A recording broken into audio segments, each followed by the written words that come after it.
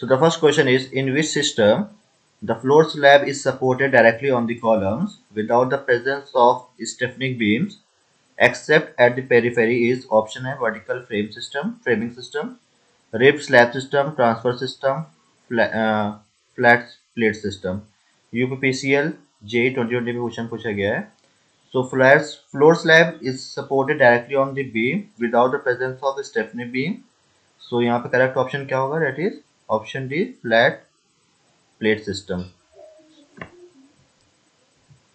Next question है, the section in which the area of tension steel in such that at the ultimate limit state the ultimate compressive strain in concrete reached, however the tension strain in the reinforcing steel is less than the yield strain, is known as option A ultra reinforced section, under reinforced section, balance section, over reinforced section.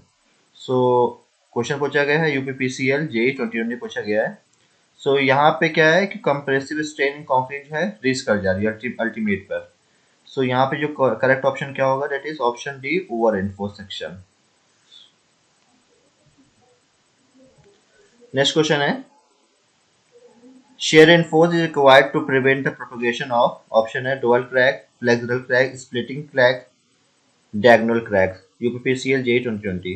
So shear reinforce required to prevent the propagation of diagonal crack को कम करने के लिए shear reinforcement provide किया जाता है. तो option D is correct. Next question है, in a reinforced beam the effective depth is measured from the compressive edge. is option A tensile edge, central axis, neutral axis, tensile reinforcement. UPPCL J 2014 में question पूछा गया है. सो यहाँ पे question में क्या given है कि अगर आपको सपोज कोई बीम है, सो बीम के इफेक्टिव डेप्थ कितनी होगी? तो इफेक्टिव डेप्थ जो है वो कंप्रेसिव एज से लेकर स्टील के रिइंफोर्समेंट तक की डिस्टेंस होती है, दैट इज इफेक्टिव डेप्थ. तो यहाँ पे क्या होगा कि major from the compressive edge to tensile reinforcement. So option D is correct. Next question है, as the percentage of steel increases, option है depth of neutral axis decreases, depth of neutral axis increases, lever arm increases, lever arm decreases. UPPCL J 2014 question पूछा गया है. सो जैसे भी आप जितने percentage of steel अगर आप इंक्रीज करेंगे तो डेप्थ ऑफ न्यूट्रल एक्सिस भी क्या होगी? इंक्रीज होती है. तो ऑप्शन डी इज करेक्ट.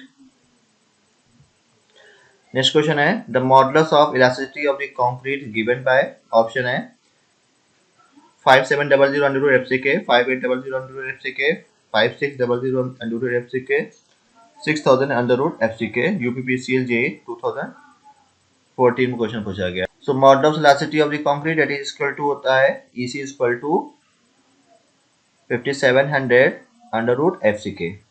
ये होता है एज पर IS 456 1987 के अकॉर्डिंग, एंड एज पर IS 456 2000 के according the modulus of elasticity of the concrete जो होता है it is 5000 under root FCK. So यहाँ पे करेक्ट ऑप्शन क्या होगा? That is option A is correct. Next question है, डिफ्लेक्शन ऑफ बीम में बी डिक्रीज्ड बाय, ऑप्शन है increase the width of the beam, increasing the depth of the beam, decreasing the depth, increasing the span. UPPCL J 2014 में. सो यहाँ पे question पूछा गया है deflection of beam को हम कैसे कम कर सकते हैं. सो डिफ्लेक्शन, अगर डिफ्लेक्शन बीम में हो रहा है उसको डिक्रीज कैसे कर सकते हैं? So by increasing the depth of the beam. So option B is correct.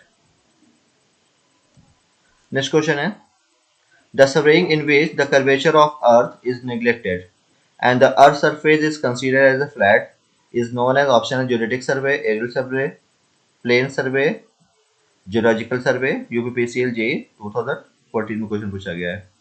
So surveying in which the curvature of earth is neglected. सो और सरफेस जो है अर्थ सरफेस को कंसीडर किया जाता है एज अ फ्लैट, तो उस सरफेस को सर्वे को बोला जाता है that is plane survey. And geologic survey में क्या होता है? कर्वेचर ऑफ द अर्थ को उसको कंसीडर किया जाता है. तो यहाँ पे करेक्ट ऑप्शन क्या होगा? That is option C is correct. Next question है, the true length of the line is known to be 200 meter when this is measured with a tape 20 meter. The length is 200.80 meter. What is the correct length of the 20 meter tape? So option है 19.98 meter, 20.08 meter, 20.04 meter, 19.92 meter. UPPCL JEE 2015 में question पूछा गया है. सो यहाँ पे question में आपको true length given है, बेजल गिवन है, टेप की लेंथ गिवन है, आपको करेक्ट लेंथ जो कि फील्ड पे जो करेक्ट लेंथ होगी टेप की वो फाइंड करना है. सो यहाँ पे कितना हो जाएगा, true length is equal to होता है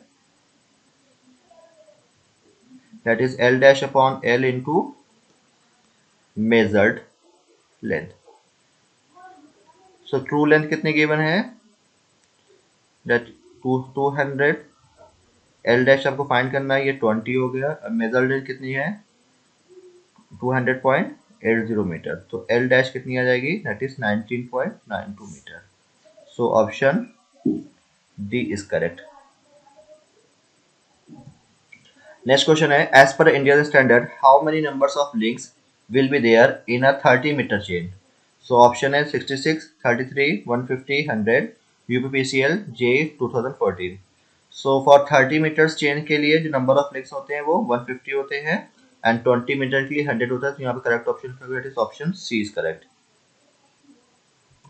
नेक्स्ट क्वेश्चन है, to find out the area of a given plan the instrument which is useful will be option है tangent, clinometer, planimeter, pantograph, none of these. UPPCL JEE 2014. so area find के लिए जो instrument useful होगा वो कौन सा होगा, is planimeter. So option B is correct. Next question है, in a contour plan the contour lines when meet at a place then it is known as option है cliff, overhanging cliff, hills, ridge. UPPCL JEE 2014. सो contour line जो है meet करेंगे एक particular place कर सकती हैं, तो उसको क्या बोला जाता है, किस केस में होंगे वो, ओवरहैंगिंग क्लिफ के केस में होंगे. So option B is correct. Next question है, the least count of a self reading staff in leveling is option है 0.005 metre, 0.05 metre, 0.01 metre, 0.001 metre. UPCL JEE 2014. तो स्टाफ रेटिंग की जो लीस्ट काउंट होती है वो कितनी होती है, 5 mm हो सकती है, होती है 5 mm, और कह सकते हैं 0.005 metre. So option A is correct. Next question है, a curve having the different radius fitted between the straight line and the circular curve is known as option है superelevation, vertical curve, transition curve and compound curve. UPCL JEE 2014. So यहाँ पे question में कहा गया है कि कौन सा ऐसा कर्व होगा जो स्ट्रेट लाइन और सर्कुलर कर्व के बीच में होता है, तो वो कौन सा कर्व होता है, दैट इज ट्रांजिशन कर्व होता है. So option C is correct. Thank you.